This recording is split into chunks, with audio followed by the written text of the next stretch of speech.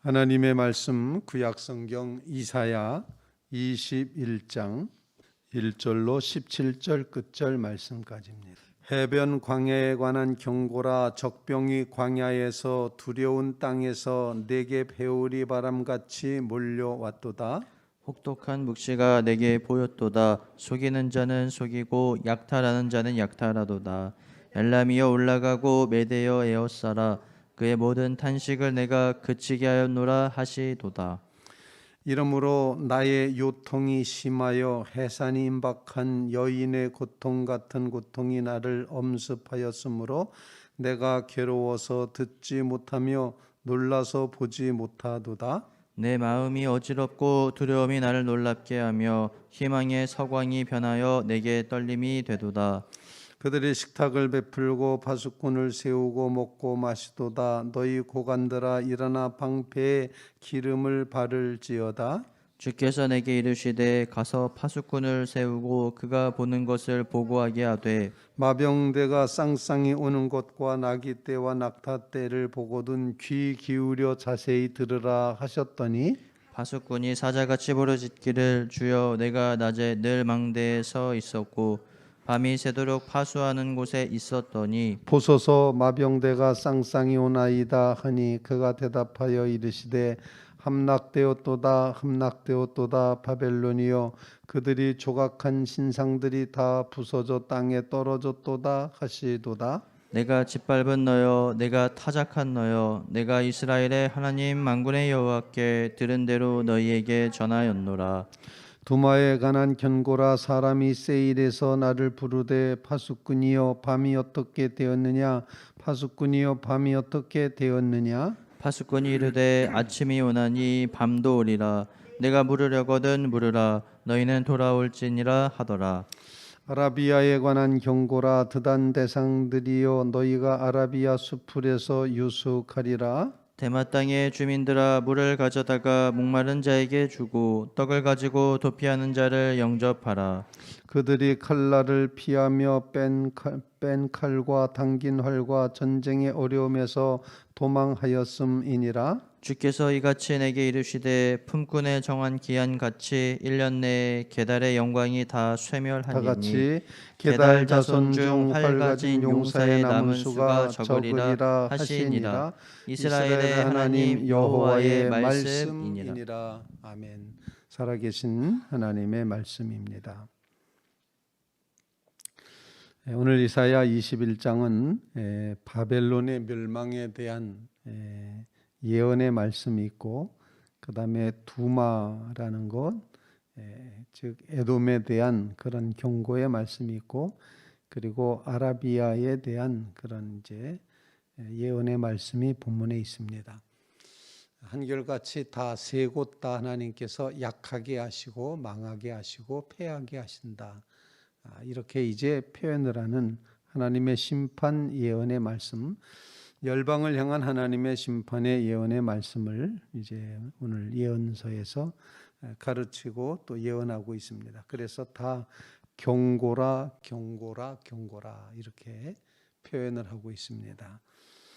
경고한다는 말, 이 말은 이렇게 될 것이다 라고 정말 깨우쳐 알게 하면서 조심하라고 하는 그런 의미가 강하게 담겨 있는데 오늘의 본문의 말씀들은 아주 확정적으로 결정적으로 심판받아서 멸망당할 수밖에 없다는 그런 사실들을 가르쳐 주고 있습니다. 오늘 본문 말씀을 통해서 기도할 제목을 같이 나눌 수 있길 바랍니다. 그것은 바로 몇 가지 기도 제목을 우리가 나누게 되는데 먼저 첫 번째로 우리의 마음속에 좀 깊은 그런 묵상을 해봐야 되는 그런 장면인데 지금 이사야는 유다 백성을 향하여 예언해야 되는 하나님의 예언자입니다. 선지자입니다. 그리고 아직은 이제 완전히 망한 것은 아니지만 바벨론에 인해서 남왕국 유다가 멸망하게 되고 그 바벨론이 자기 백성 유다 백성을 이제 포로로 끌고 가게 되고 고통받게 하는 그런 일이 이루어지게 될 것입니다. 그렇다면은 이사야 입장에서 바벨론은 원수 나라입니다. 그런데 오늘 본문에 보면은 그 원수 나라가 멸망하는 모습을 인하여서 이사야가 요통이 생기고 산고를 겪는 여인처럼 몹시 힘들어하고 아파하고 있는 그런 공감하는 모습을 보여주고 있습니다. 원수가 좀 망했으면 좋겠다 그렇게 했는데 망하는데 너무도 처참하게 망하니까 통쾌하기보다는 너무 마음이 아프고 괴로운 그런 장면이 오늘 본문에 기록이 되고 있다는 것입니다. 어쩌면 하나님께서 주신 마음이리라 생각을 합니다. 여러분, 원수 갚고 싶고 원수가 좀 안 됐으면 좋고 빨리 망했으면 좋고 하겠지만 그럼에도 불구하고 그 원수가 망하는 모습이 너무너무 처참할 때는 내가 심했나? 내가 이렇게 원수 갖고자 했던 마음이 너무 심하지 않았는가?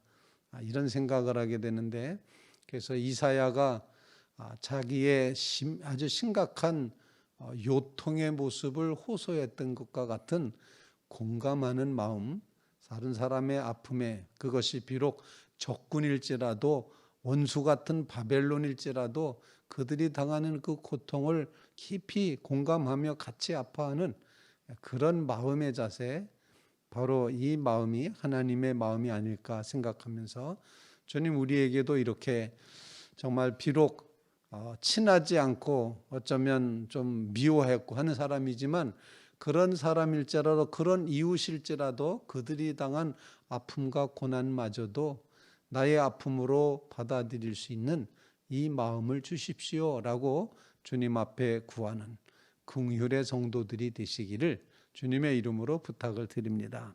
그래서 오늘 본문에 그렇게 표현을 합니다.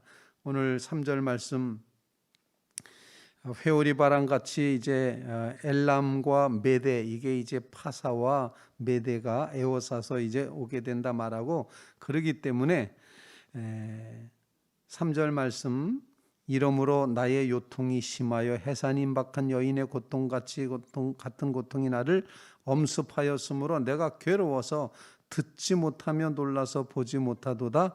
내 마음이 어지럽고 두려움이 나를 놀라게 하며 희망의 서광이 변하여 내게 떨림이 되었도다.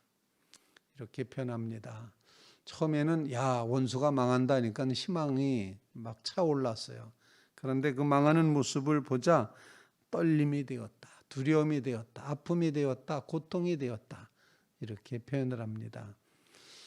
망해도 그냥 싹 망하라 이렇게 말하지만 저주하는 마음이지만 그 저주하는 마음이 어느 순간인가 싹 변해서 긍휼히 여기는 마음으로, 함께 아파하는 마음으로, 함께 고통하는 마음으로 바뀌는 역사, 바로 이 공감의 능력이 믿음 깊은 성도들의 모습이어야 된다 생각을 하게 됩니다.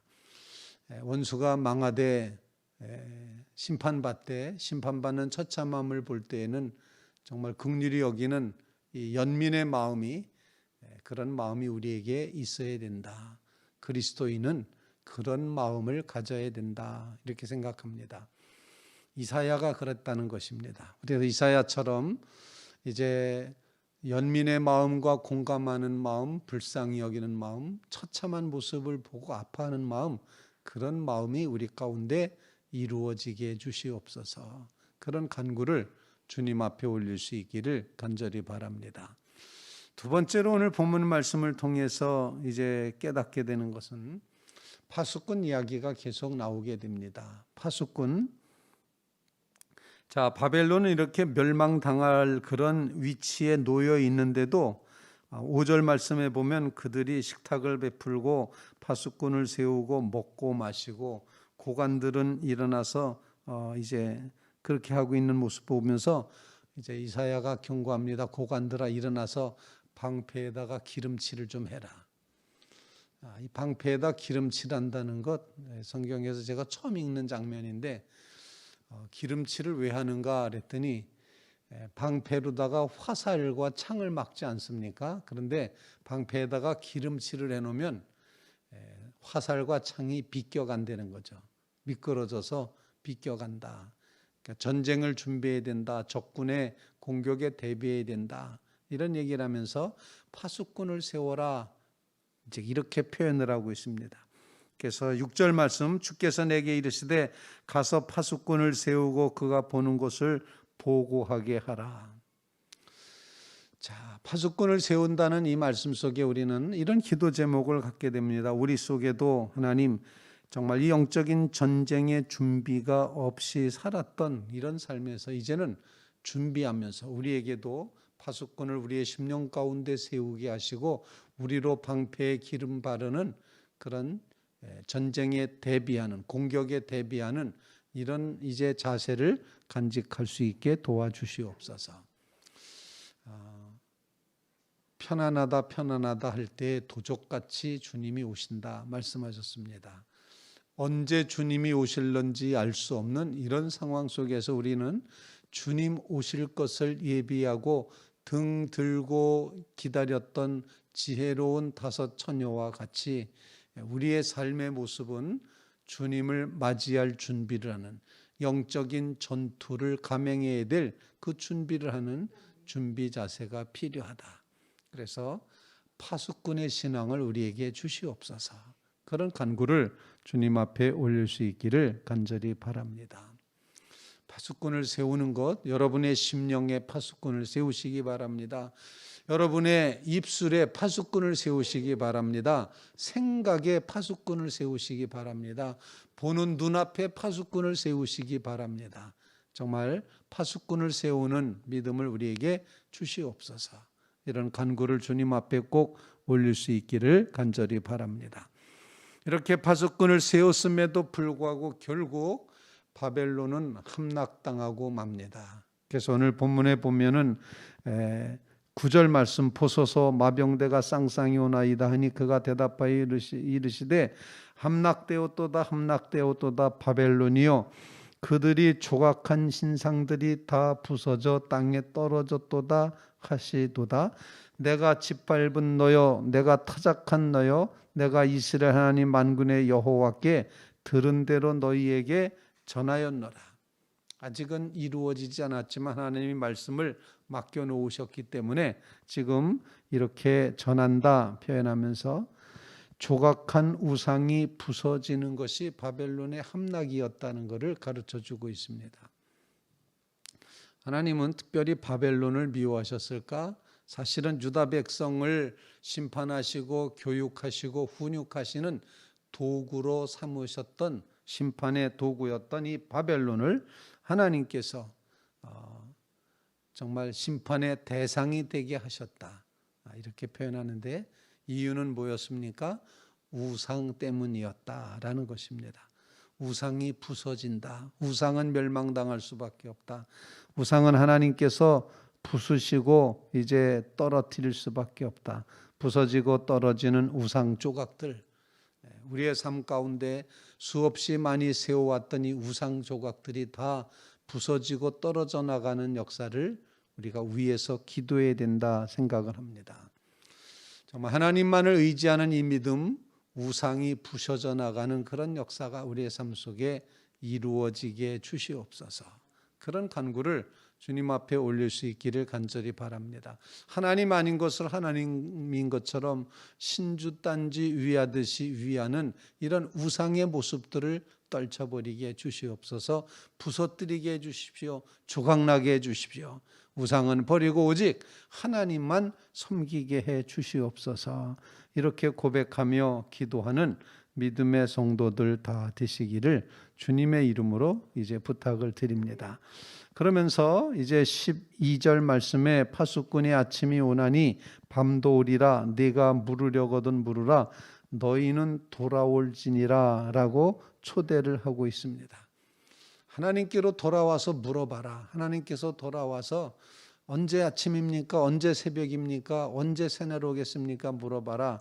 그런데 그 이제 두마로 표현되어 있는 이 에돔에 대해서 너희가 돌아올지니라. 하나님께로 돌아와야 돼. 우상을 버리고 돌아와야지 된다라는 것입니다.